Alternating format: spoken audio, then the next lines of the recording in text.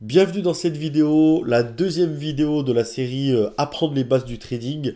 Vidéo dans laquelle on va parler du trading justement après avoir vu dans la vidéo précédente, donc dans la numéro 1, les marchés financiers, ce que sont les marchés financiers, à quoi ils servent, comment ils fonctionnent, les différentes classes d'actifs qu'on peut trader. Là, on va rentrer vraiment sur la définition du trading. Alors, petite chose, avant de rentrer tout de suite dans le cœur de la présentation, ce schéma que je vous ai mis face à vous avec donc justement un taureau en vert et un ours en rouge. En fait, je vous ai mis ça parce que si vous débutez dans le trading, vous allez souvent entendre deux termes et je vais vous les expliquer. Le premier terme, c'est un marché bullish qui vient en réalité du mot taureau en anglais, bull. Et en fait, pourquoi on utilise le mot bullish pour représenter un marché haussier, donc un marché qui monte? C'est parce que le taureau est un animal qui, lorsqu'il va attaquer, va faire ce mouvement-là avec la tête vers le haut, pointer ses côtes vers le haut. Et donc, demandez-moi pas pourquoi, mais c'est historique. Pour parler d'un marché haussier ou d'action haussière ou d'une tendance haussière en tout cas, on va parler d'un mouvement bullish, d'une tendance bullish en rapport avec le taureau. Et à l'inverse, en rapport toujours avec un animal, avec l'ours, vous pourrez également entendre parler de tendance bearish, d'action bearish ou de marché bearish. Et en fait, ça veut dire à l'inverse, donc un marché baissier, une tendance baissière. Et ça vient, je pense que vous l'avez compris, du fait que l'ours, pour attaquer, lui, va faire un mouvement baissier, c'est-à-dire qu'il va se mettre sur ses deux pattes et il va descendre sur ses quatre pattes pour impressionner son adversaire. Et donc ce mouvement baissier, comme ça, lorsqu'il va se remettre sur ses quatre pattes, c'est le mouvement qui a été pris, comme je l'ai dit, c'est historique, hein, je ne sais pas exactement d'où ça remonte, mais voilà, c'est ce mouvement qui est utilisé pour représenter dans les marchés financiers, dans le milieu financier, un mouvement baissier. On va parler donc de mouvement bearish, de marché bearish ou d'action bearish. Voilà, petit point culture avant de rentrer dans le vif du sujet de cette vidéo. Alors, première chose, bien différencier trading et investissement. Alors, quand on parle de l'investissement, on va vraiment parler d'acheter un actif, le vendre pas trop, surtout acheter, d'acheter un actif et de le détenir 6 mois, je dirais même un an minimum. L'objectif bien souvent d'un investissement est sur du moyen terme, voire long terme, donc je dirais au moins 5 ans, après ça peut aller jusqu'à 10 ans, 15 ans, 20 ans, voire plus suivant la stratégie de l'investisseur. Mais voilà, quand on parle de trading, on va vraiment parler d'un métier. Donc, on va vraiment parler d'un métier qui va viser à dégager des gains de son activité. Évidemment, l'investissement aussi, mais c'est une vision plus long terme. On va utiliser les rendements composés, notamment, je pourrais y revenir dans une prochaine vidéo. Alors que là, le trading, on va ouvrir et fermer une position. Donc, soit on va acheter un actif et vendre un actif dans le but évidemment de faire un gain, mais on va détenir maximum cet actif dans un délai de 6 mois. Allez, ça peut aller jusqu'à un an, mais vraiment bien moins d'un an, sauf si on parle de swing trading, mais on y viendra juste après. Donc voilà, le trading, c'est vraiment dans l'optique, gardez ça à l'esprit, d'ouvrir et de fermer une position plutôt rapidement, donc quelques semaines, quelques mois, ça peut même être beaucoup plus court que ça. Quelques secondes, quelques minutes, quelques heures maximum. Donc voilà, on a d'un côté un investissement, de l'autre côté, je dirais plus un métier qui va viser à faire des gains en détenant des actifs, mais de manière plutôt courte. On va vraiment parler en court terme quand on va parler de trading sur les marchés financiers. Et du coup, on a plusieurs styles de trading, j'ai commencé à en parler un petit peu, qui encore une fois vont être différenciés en fonction de la durée de détention de l'actif. Peu importe que vous tradiez des crypto-monnaies, des actions, des obligations, j'en parle notamment dans la vidéo précédente, des paires de devises, des devises, etc. Donc peu importe, le style va vraiment être uniquement en fonction de la durée de détention de vos actifs. Donc on va commencer la plus longue durée de détention à la plus courte. On va parler donc dans un premier temps du swing trading. Alors là, comme je l'ai dit, ça peut être de quelques jours, 2 jours minimum, jusqu'à plusieurs semaines, voire plusieurs mois, un an maximum, mais c'est vraiment grand maximum. J'ai pas de moyenne exactement, ça peut durer plusieurs mois si on a confiance en la tendance notamment, Mais voilà, retenez à l'esprit que l'ouverture et la fermeture de position, je reviens un petit peu quand je parle d'ouvrir et de fermer une position, de quoi je parle? Je parle soit d'acheter un actif et de le conserver pour le vendre à un prix plus élevé et donc dégager des bénéfices, soit de vendre un actif. Alors parfois c'est une notion pour les débutants qui n'est pas évidente à appréhender, mais on peut vendre un actif qu'on ne possède pas. En fait, techniquement, l'actif est prêté, entre guillemets, par le courtier, notamment. Et donc voilà, vous pouvez vendre un actif qui ne vous appartient pas et le racheter un peu plus tard. Évidemment, quand vous faites ça, vous voulez pas le racheter plus haut, sinon vous perdez de l'argent, vous êtes en négatif. Vous espérez une tendance baissière, donc vous vendez un actif pour le racheter un peu plus bas et dégager des bénéfices. Donc le bénéfice que vous allez faire, entre le prix de la vente, vous avez déjà vendu un actif qu'en réalité vous allez acheter plus tard, et vous faites le pari à la baisse, donc vous faites le pari que vous rachèterez cet actif moins cher. En le rachetant moins cher, vous dégagerez des bénéfices et au moment où vous allez le racheter, vous allez donc solder votre position. Le courtier va pouvoir récupérer l'action qui vous a prêtée. Donc voilà, grosso modo, comment ça se passe. Mais je pense que je ferai une vidéo vraiment précise pour expliquer ce qui s'appelle communément la vente à découvert ou encore le short en anglais. Donc voilà, sur 12 weeks, vous allez ouvrir et fermer une position, que ce soit un achat ou un short justement, et vous allez garder cette position de 2 jours à plusieurs semaines, à plusieurs mois. Le day trading, je l'ai bien mis, aucune position ne passera la nuit. Ce qui veut dire ici, dans ce cas-là, que vous allez ouvrir et fermer une position dans la journée, en heure d'ouverture et de clôture du marché, sur la journée encore une fois. Si c'est un marché qui compte 24 heures sur 24, ben voilà, sur la journée, entre minuit 1 et 23h59, vous aurez clôturé votre position. Ça passera pas la nuit, ce sera ce qu'on appelle de l'overnight, notamment. Donc voilà le day trading. Mais au sein du day trading, on a encore deux catégories. L'intraday, où là on va garder les positions quelques dizaines de minutes. Grand maximum, ça peut être moins de la dizaine de minutes jusqu'à plusieurs dizaines de minutes, voire même jusqu'à 2 heures. Mais bon, je dirais moins de 2 heures. En général, moins d'1 heure. Vraiment, les positions qui durent plusieurs heures, on va vraiment les laisser au day trading. L'intraday, c'est vraiment des positions qui vont durer quelques dizaines de minutes. Et en dessous encore, on va trouver le scalping. Là, c'est de quelques secondes à quelques minutes. C'est rare que le scalping, ça dépasse les 5 minutes, je dirais même les 2-3 minutes. C'est assez rare. Ça peut mais passer les 5-10 minutes, on va plutôt passer en intraday. Là, le scalping, c'est voilà, souvent, c'est des ouvertures et des fermetures de position qui sont inférieures à la minute. Donc voilà, vous allez détenir quelques secondes, vous profitez d'une baisse ou d'une hausse, vous clôturez, vous encaissez vos gains ou vous encaissez votre perte. Et voilà, c'est sûr que le scalping est un, entre guillemets, sport hein, de haut niveau avec beaucoup de fréquences. Donc ça demande beaucoup de concentration, c'est pas quelque chose qu'on peut faire toute la journée. L'intraday, bah, c'est vraiment un métier qui est sur la journée. Donc le day trading également et le swing trading, c'est quelque chose qui va pas prendre beaucoup de temps puisque vous allez réajuster vos positions à la semaine ou peut-être même à la journée, mais ça va vous prendre que quelques minutes par jour quoi, si vous voulez bouger vos positions. Mais en général, vous gardez vos positions plusieurs semaines, donc vous les changez pas tout le temps.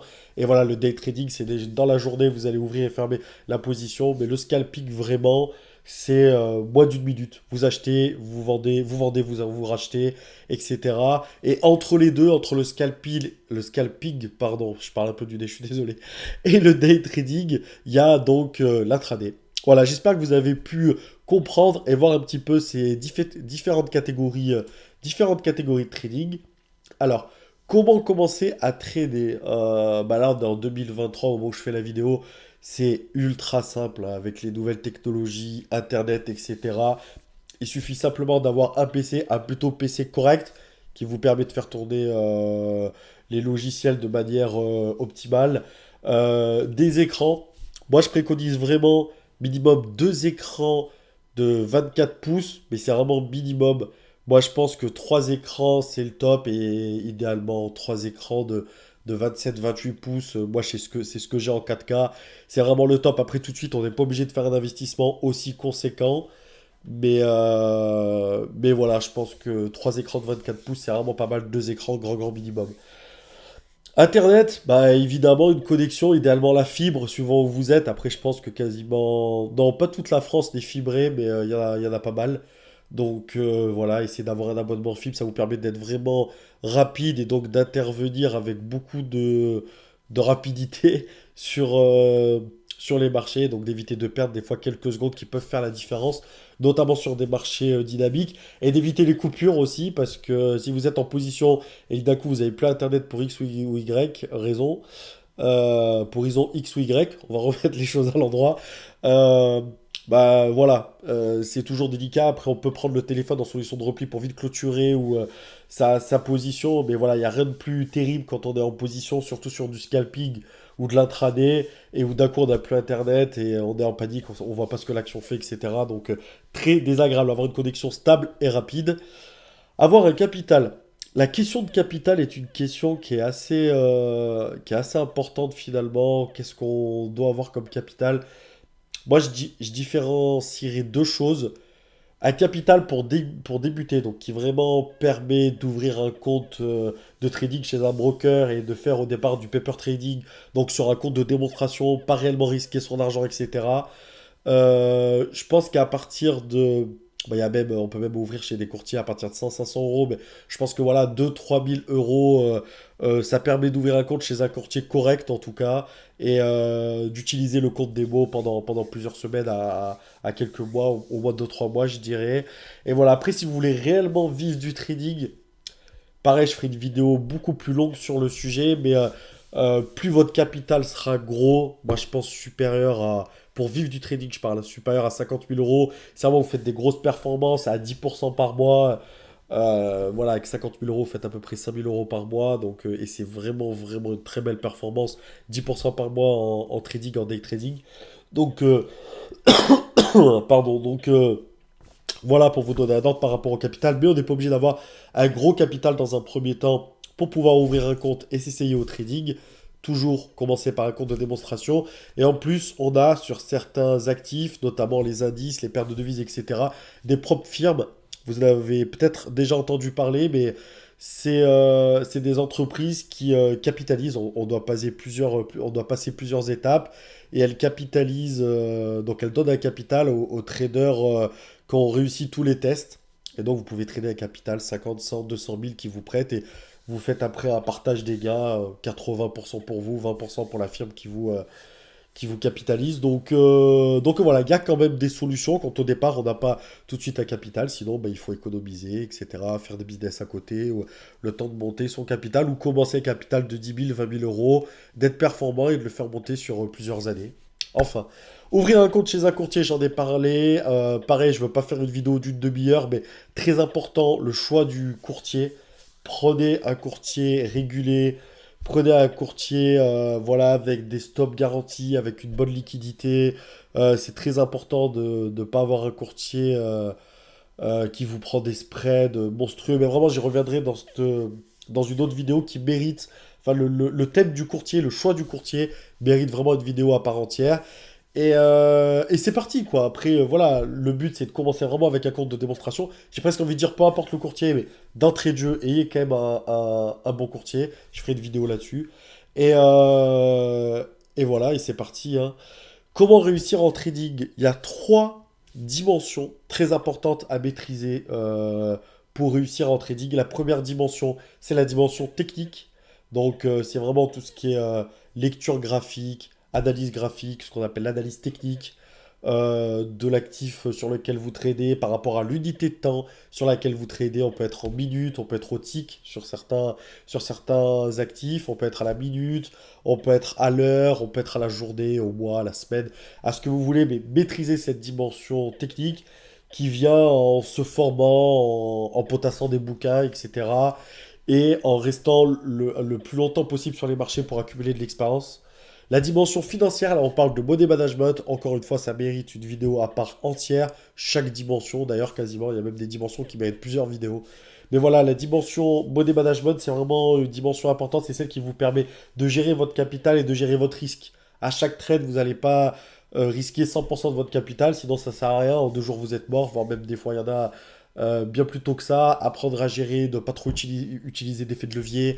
Enfin voilà, tout le money management c'est ça, on définit quelle part de son capital on risque avant chaque trade, son stop loss, son objectif de gain, etc. Tout ça, c'est la dimension financière. Et la dimension psychologique. Vous allez beaucoup entendre dire que la dimension psychologique est la plus importante. Elle est, en fait, je dirais pas que c'est la plus importante. Elles sont toutes importantes, mais ce qui est sûr, c'est que pour moi, c'est la plus difficile à maîtriser parce que vous allez avoir affaire à votre pire ennemi, c'est-à-dire vous-même, à maîtriser vos émotions, vos biais psychologiques, l'euphorie, le FOMO, la peur de louper une opportunité, la peur quand tout s'effondre ou quand l'action est contre vous, quand l'actif est pas dans votre sens, etc. Savoir du coup bien respecter son plan, son modèle management, c'est souvent la dimension psychologique qui fait dérailler, qui fait qu'on ne suit pas son plan de trading. Donc voilà, un plan de trading justement doit être composé de ces trois dimensions. La dimension technique, la dimension financière et la dimension psychologique. Je finirai enfin cette vidéo sur le trading par faites attention. Il y a beaucoup de vendeurs de rêves parce qu'évidemment c'est rémunérateur. Il y a beaucoup de sponsoring avec des courtiers qui sont pas forcément très intéressants, ou en tout cas qui sont pas suffisamment intéressants, avec des coûts de transaction élevés, avec des spreads, donc ils prennent des écarts sur chaque prise de position, ce qui fait que euh, au lieu d'avoir une position, par exemple, vous voulez acheter à 100, ils prennent un spread de 2 dollars, donc même si vous achetez à 100 au moment de l'actif, au moment où est positionné l'actif, bah, vous achetez en réalité à 102, c'est-à-dire que de 100 à 102, bah, vous n'êtes pas un bénéficiaire, c'est tout pour le courtier. Donc voilà, prenez des courtiers où il n'y a pas de spread, ou quand vous exécutez à 100, bah, vous exécutez à 100 et pas à 102, et inversement quand vous vendez. Donc voilà. Faites très attention, le trading est très difficile.